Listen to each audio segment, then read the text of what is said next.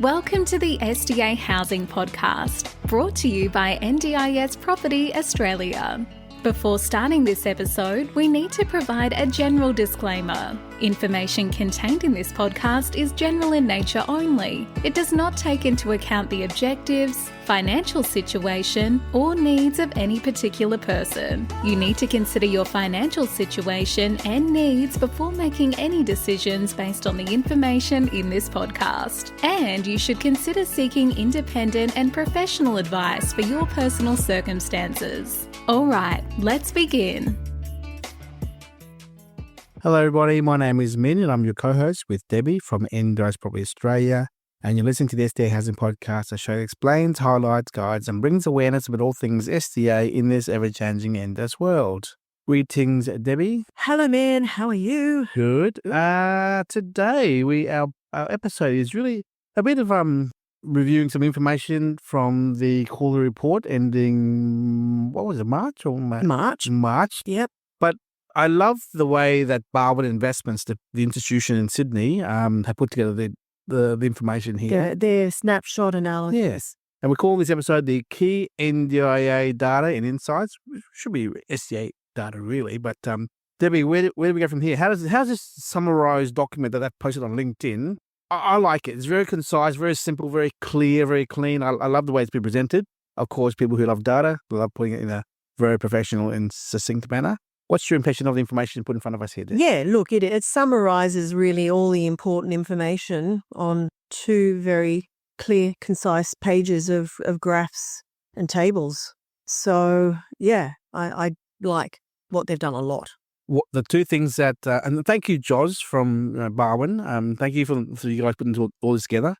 We always commend all the collaborators in the SDA sector who present and put forward information that helps other stakeholders to discern and break down the information. So what I love about this, Debbie, this document, the two-page document that Barwon have released, two things. Number one is the fact that of the 700 million of SDA funding, which is basically every year, 542 million has been approved for active SDA funding, but only 411 million is being claimed of the 542 from the 700,000. So Debbie, you want to explain the why 411 or 542 of the 700, please? Well, the 542 is the amount of funding that's sitting in participants' plans for SDA payments. Mm-hmm. But we know that a lot of that is not being claimed. Because they haven't moved houses. They haven't moved into an SDA or into the SDA that matches the amount they're funded for. All their needs. Yeah, so they might have been living in an older or are living in an older SDA house paying basic funding or group home funding, but they've now been approved for house funding at the new build levels. So it's in their plan, but they've not yet moved in and they can't claim that money until they're living in the appropriate housing. Enrolled, yeah. That's been enrolled, that's right. The second thing that catches my eye on these two documents, Debbie, is the places per participant ratio. And I love it where it says, for example, ACT, 198 SDA News, 0.6 places per participant. 0.6, 0.6, 1.4, 1.7, 1.5. WA, 2.2 places per participant. Wow. That is the largest number of places enrolled in the whole country. Wow. Yeah, it's quite a surprise. I mean, we knew that there was a lot of stock going into WA, but I guess I didn't quite see it in that way. But when you look at the very simple snapshot of demand versus supply, and I've got to note that this is excluding all robust. So we're just talking about high physical support, fully accessible, improved livability here. And by the way, folks, I'm not worried about that comment, excludes robust, because there's only roughly 2,000 SDA funded participants. That's only a small piece of the pie. Yeah, exactly. But when we're looking at state by state, the demand in most states by far still outstrips supply if it's a large state. So New South Wales, SA, Victoria, significantly. Queensland has more supply than demand. WA has a lot more supply than demand. And then the other smaller states have only got minimal amounts that fluctuate either way. Debbie, about 3 weeks ago, me and Ndis were crunching some numbers about Melbourne and Perth. Perth specifically I was after. And I recall, I can't remember the exact numbers, but I recall an astronomical number in per the Mandurah region, we looked at the number of potential places. So that was all of the places, i.e. rooms in the pipeline properties, plus the places in the new build properties that are already enrolled, versus the number of participants with SDA funding. And it literally equated to 1 in 4 houses or dwellings would have one tenant. So 3 houses will remain empty, and the lucky 1 out of every 4 houses would have one tenant. Now, that number that we worked out for that little sector there, region there in Perth, Mandurah, included future pipeline being delivered. That's right, it didn't. Now, in this number here that the Barwon team put together, There's only 530 in use. Okay, so from my recollection, again, this is me from a year ago, I think, my numbers in my head, was potentially 1,300 maximum SDA participants in the long term will be in Perth, maximum. And there are probably 2,500 to 3,000 places that will be delivered in Perth. Now, let's go on the conservative end here. Let's call it 2,500 or call it even 2,000. Yeah. 2,000 places being delivered in Perth. 530 is right sitting there in front of us, Debbie. 530 of the 2,000 is still 1 in 4, which is what we thought about. And the reality is, Bosnils, Mandurah, Baldivis. Bosnils are still okay. Yeah, it's okay. But Mandurah, Rockingham was the other area we looked at. Mandurah was a bit different because Mandurah SA3, Mandurah SA4 are almost the same. So the data is very similar. Rockingham is part of the greater Perth Southwest SA4, I think. So we had to kind of guesstimate a little bit more what the pipeline would be in Rockingham, but it came out to 1 in every 2 houses would have one tenant. Yeah. So look, this episode isn't a knock on Perth. We're just talking about the one region there, and back to the places participant 2.2. So Debbie, when the pipeline is fulfilled, that 2.2 will go higher and higher. 1 in 3, 1 in 4 maybe. Yeah. So if the pipeline is filled, let's hope it's not. Yeah. So I would guess that number will increase to 3. Yeah. Anyway, moving back to the number, they're my two things that stand out to me. What about you, Debbie? What does stand out to you in these 2 documents? Which we'll put a link on the podcast summary for the link towards the Barwon LinkedIn post. But what numbers jump at you here in this document? Well, it wasn't numbers, but it was the top 5 oversupplied regions, which was the first thing I looked at when the data came out. And there's obviously the data is the data, and they're the 5 regions that I saw. Melbourne West, number 1, Melbourne Southeast, number 2, Adelaide North, number 3, Logan, Queensland, number 4, Ipswich, number 5. So, obviously our data's the same as theirs, the way we're analysing it. And yeah, that was just good to get that clarified by another source that we're reading the data correctly. But Debbie, just from my perspective, we've been talking about for the last few years now, Melbourne West, oversupplied, Logan, Bradesdale, oversupplied, Ipswich, we know that. But the dark horses here have been the Southeast Melbourne region and the Adelaide North. And Adelaide, they exploded so... They come out of nowhere into this list here. I think a year ago, I actually did a SDA Unlocked on Melbourne Southeast because there was still so much demand and there was nothing, very little going in there. And bang, all of a sudden, it just exploded. There was obviously a lot of greenfield estates opened up in the area. Likewise, in that Adelaide North region, especially right up in that corridor going up through Manapara, those areas. And it just became an easy place for builders and spruikers to market SDA house and land packages. So this is a lesson to our investors who are listening, or those people who invest in those areas. Just because you look at the Ndis data quality report on the website and the Ndis, don't think you're the only one looking at it. Maybe another couple of hundred people doing the same thing as you are, and builders the same, and also SDA providers doing the same thing, right, Debbie? Oh, absolutely. Another case in point was Geelong, the area of Armstrong Creek. And I remember a couple of years ago, we were talking to an investor who was very keen on that area. And at the time, there was another 5 dwellings in the entire area. He is from that region, so he was very well aware of it, loved the proximity of Armstrong Creek to Geelong. also to the coast, had done his research and thought, yeah, this is definitely where I want to build an SDA house. Obviously, everyone else thought the same. And bang, a year later, we had 100 houses in the area. Maybe we should stop giving this information on the web on this podcast for free, Debbie. All you listeners, delete from your mind. So look, we're just telling it like we see it at that time. But if you do listen to the Unlocked, I'm always talking about what the potential pipeline going into one area is. But we know that can change drastically from one quarter to the next. Although with what's gone on in the last 9 months in the industry, we know that is changing, as discussed in recent times with the analysis we did on this same quarterly data when we were talking about the pipeline in a previous episode a few releases ago, Min, and also the most recent information on the lending, which is again going to have even more of a restriction on people building in those newer areas further out of the centres of the CBD of the city. So Debbie, referring back to that podcast you did with Paul Grant recently, the postcode restriction has been removed, and he said to you told me it didn't work. Why didn't the postcode restriction not? How did that not work? Yeah, well, he actually gave an example, the general example, saying, well, it was in Perth.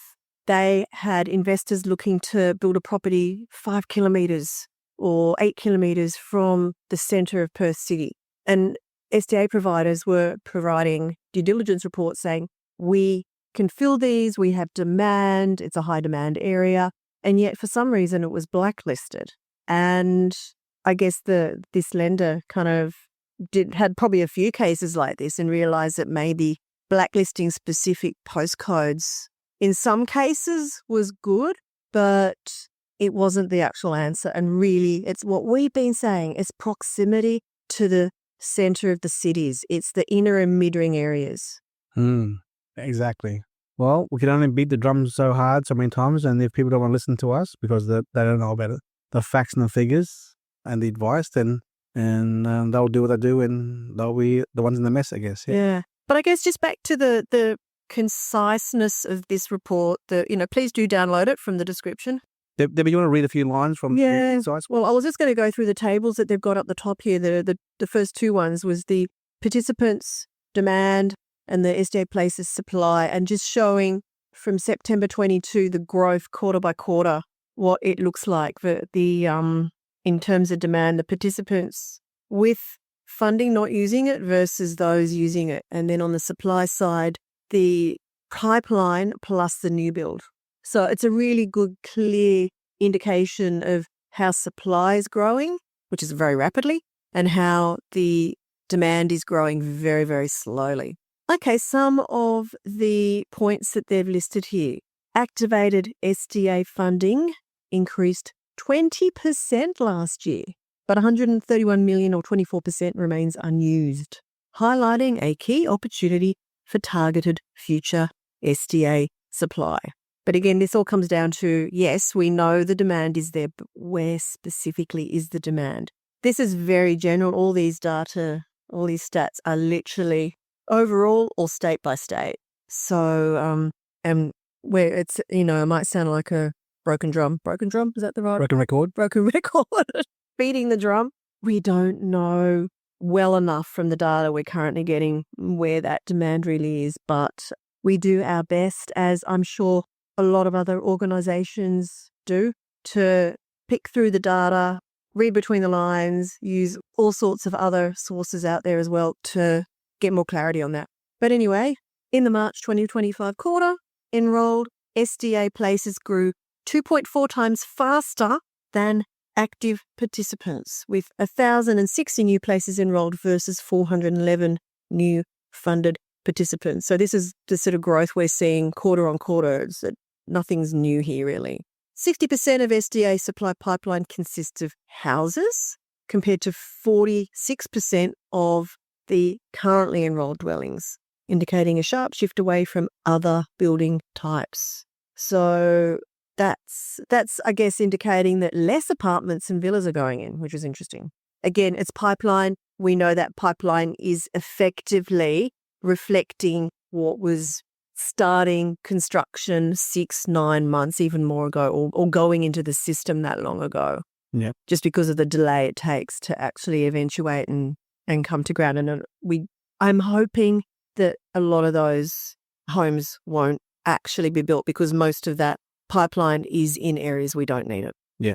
A sharp decline in group homes, representing only 5.5% of pipeline versus 13% of enrolled places, likely reflecting the NDIS review's recommendation to phase them out. Oh, this is interesting. Over the next 15 years. I don't remember ever seeing that time frame anywhere in the NDIS's recommendations. There's a correction there, Debbie. I do recall Bill Shorten saying, this is 2 years ago, maybe they might extend the group home thing. It was a maybe. So with reference to that comment from years ago from Bill to this comment now about 15 years, that's probably where it is. They may not be phasing it so quickly as we had thought. Yeah, look, we know they basically just have to wait for new stock in the right places. You can't kick them out unless... You can't kick them out unless there's somewhere for participants to move into. So it's different to the legacy homes, which are being defunded, and we know the time frames for each jurisdiction when that's going to happen, and that's coming up over the next 4 years, basically. But yeah, group homes... Yeah, look, it's good to see that there's far less entering the pipeline, essentially. I'm still surprised with the fact that 24,761 participants are still funded of SDA. So the last 3 years, it's been 24,000-ish. Yeah, it stayed in that 24,000 bracket. It sort of dropped a little bit, I think, the previous quarter or the one before that, but it has not grown much. And 15,100 are in use. So still there's 10,000-ish participants are still not pulling down their SDA through the portal. Yeah. Exactly. That's a lot of participants that can't find the right housing for whatever reason. So on the next little column here on page 1 here, Debbie, so 13,213 enrolled new build SDA places. Yep. And there's 15,643 pipeline build SDA. Wow. So that will be almost 29,000 places for less than 25,000 participants. But of course that enrolled, that is new build. New build, yeah. It's amazing how, Debbie, think about this for a second, 13,213, so 13,000 new builds have been completed in the last 5 years. 13,000. 8 years, 9 years. Yeah. 6, majority is delivered. That's 6-7 years, right? There you go. And we're 15,500 coming out in the next 2 years. So basically, we're getting six years worth of products being delivered the next year and a half compared to 6 years ago. So wow, that's a lot. That shows a lot of product coming through for SDA new builds coming out. We know that the majority of it is not the product that's needed. Yeah. So it's going to, if the majority of that pipeline does eventuate, I think that the uncertainty in the industry is going to continue for quite some time in terms of investment. There's going to be a lot of investors going to have to find alternate uses for their properties. They're going to have to go back into the regular market. I want to remind all our listeners who may not know this, but they should know this. This has been mentioned many times over in the Housing Hub documentations or webinars. 70% of all SDA participants live in Brisbane, Sydney, or Melbourne, right? So if you're in Tasmania or Adelaide or Perth or Townsville or Darwin, you are in trouble because there's not much participants in those areas for the inflow of capital to build all that product out there. So a safe bet is the Metro Eastern Seaboards. Now, Debbie, tell me about this recent podcast with you and Paul Grant. Where is the lender focusing on? Sydney. There you go, Sydney. Which we've been talking about for years. And specifically the last few months, very much being bullish on Sydney. We have been you who've been listening to our podcast know that we've been talking Melbourne for 3 years and we've been talking Sydney for a year now, if not longer, a year and a half now. So we are ahead of the game here. We are. And I'm not trying to beat our own drum, right? And don't want to sound like a broken record. There you go. How's that for a bit of a script, eh? But, you got to know the data and the trends. And if you follow the herd, guess what, Debbie? What happens when you follow the herd, Debbie? Well, you get trampled. So in my mind, If you you see a cliff right, on cartoons on TV, right? The herd runs, they're all running off each other and they fall off the cliff. Everyone keep running off each other's cliff. Oh my God. Yeah. Look, it's obvious when we look at the data all the time and see these trends, but there's just been so little development in the biggest market, Sydney. And that means that the undersupply there is growing. It's not shrinking. And as a result, Debbie, you agree with me, the lender or lenders, they're evolving their compliance and approvals, right, to meet the demand of the market, which is 25-kilometre radius on the Metro CBD. Or 50 if it's Sydney. So they are controlling the movement of investment funding as well. There you go. So, Yeah. but, back to these numbers again, SDA News places per participant, ACT 0.6, New South Wales 0.6, Northern Territory 1.6, Queensland 1.4, SA 0.7, Tasmania 1.4, Victoria 0.5, well that's pretty good, and WA 2.2. WA concerns me, really does, yeah. It is definitely a worry, but look, this SA it looks deceptive. It looks like there's not that much supply there, but we know that also Adelaide North is the third most oversupplied part of Australia. But yes, other parts of South Australia are undersupplied. But it's because it is a much smaller market than, say, Melbourne or Sydney, you do need to be far more careful about where you're looking at moving into in that area. Debbie, I want to read this line here on the next page here. The number of enrolled SDA places, 13,312, could double within 24 months to 36 months if all pipeline places, 15,643, are delivered and made available. However, 20 to 30% of the SA4 regions across Australia would still be undersupplied and should be prioritised for new development. Yeah. So, Debbie, what's your opinion right now on the spot where these 20-30% SA4 regions are that are undersupplied, could be undersupplied? Well, the majority definitely in New South Wales. Regional, and Sydney, the vast majority. But then you do have some more regional pockets, maybe in Victoria, in maybe one or two regions in WA. But I mean, you're talking areas where it's, a large land area for one SA4, and it's undersupplied because it's just too hard to deliver an SDA home up in Port Kembla or Port Hedland is the one I was thinking of.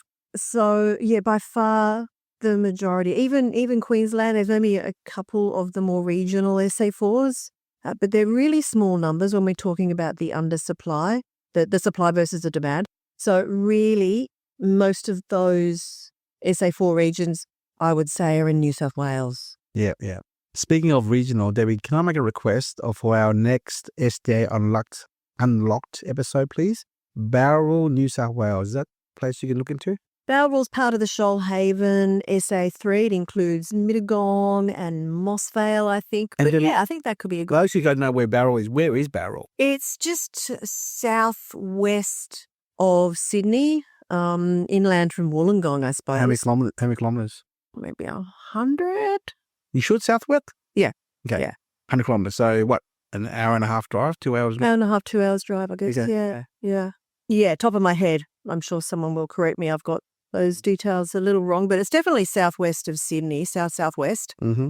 And I was actually looking at the data this morning. We were speaking to someone looking at doing a development there. And yeah, there's very little supply. It's an SA3 within one of the SA4s that has very little supply and a lot of participants with SDA funding. And we're talking about this barrel topic as a SDA unlock because one of our clients called us the last few days and wants to do a development feasibility on a large block of land in that location. So again, thank you for the inquiry, Peter. We love to work with you and provide you that analysis, development analysis and feasibility on that site to help you develop the right appropriate accommodation there. Now, Debbie, the last line in the document, read that document, the last line there. Okay, the last line is Barwon estimates that a significant portion of SDA may need to be unenrolled and sold into the mainstream residential market due to oversaturation in some SA4 regions, poor access to care providers, and not built to best practice design standards, which may address the balance of oversupply in some areas. That's exactly what I was saying, that there'll be alternate use required to be found for some properties. We should do a podcast on those very points there. Not built to best practice design. And poor access care providers. Yeah. So oversaturation. Yeah. The topic should be oversaturation, what's happened and how to move on from it. Yeah. Yeah. So look, this is just a really interesting snapshot. It's good how we have people out there in the marketplace coming to the market with their view on the data. It just simply confirms what we know and helps us feel better that we're talking the right thing. Yeah. It's always good to get that verification that we're reading the stats right and our analysis of it is on par, because it's all this is basically what we've been saying. Debbie, hopefully we'll get this information snapshotted and cropped and put it to our website as well with reference to Barwon, because obviously Barwon is only using the information from the quarterly report anyway, which is the Ndis reports. And by the way, Debbie, you said today that July next week or 2 weeks with the new calculator. Yeah, well, the new calculator will be valid. The new SDA funding calculator will be valid as of 1st of July. Now, from memory, it generally doesn't come out before the 1st of July. We often get it a week or two or more later, and obviously payments are backdated to the 1st of July if relevant. But yeah, it goes up by CPI every year. Do you expect much of them? I think CPI this year is about 3%. Last year it went up 3.4%. 3% for the year? For the year. So this is the quarter. You don't expect much of a... No, it jumps up by the full annual CPI at July. Oh, okay, my bad. Sorry, my bad. Yeah. So all those figures for the SDA funding figures will go up by around 3%. I can't wait to see this fire sprinkler income go up by 3%. Yeah. Unfortunately, they don't do anything else with the funding changes, except maybe for something like, I think, Appendix H change 2 years running. Do they manipulate the location factor at this point? No, we've only ever seen that change at 5 years. First 5-year review that we've only had once, which is now 2 years ago. Yeah. Okay. So we've still got 3 years before any major changes, unless they decide to review the pricing for SDA before that 5-year review time is up. Exactly. Okay, cool. Debbie, anything else to cover before we hang up on this episode today? No, I don't think so. We have a lot of topics to come out with in the coming 2 months, and I think we will be pushing for 2 episodes per week because we have a lot to cover. Yeah. If only you knew what we have coming out, you'd be very excited, but time will tell. And all the time we sit here in the boardroom looking at different reports, coming across different information, discussing it, calling people for clarification. Yeah. And today, Debbie, what did we spend time about today, which will be a podcast topic in its own right? Certainly. Well, when we get our head around it, on-site supports and OOA models and concierge in the apartment complex model. How it works with apartment funded, not apartment funded, the viability of care supports on a site if they are drop-in supports versus concierge models, all that kind of stuff. I mean, we're here 4 years later. We're still trying to get our head around it. 5 years. Yeah, 5 years. So this whole world's always changing all the time for NDIS, and we're trying to learn as much as we can, and we're trying to share the information to you, our listeners. And if you have any, if you have any corrections of information today we presented today, please let us know so we can correct it. And if calling out to anyone out there, if you are an OSS, on-site shared supports, or also known as concierge specialist, please give us a call. Let us know about your thoughts, your experiences. We'd love to hear your thoughts. We would love to, absolutely. Thank you so much. Bye-bye. Bye. We hope you enjoyed this episode. Please make sure you are subscribed and following us so you can keep in the loop with all of our upcoming episodes. We would really appreciate it if you could leave us a 5-star rating, a written review, and to share this podcast with those that could benefit. Until next time, catch you on the next episode.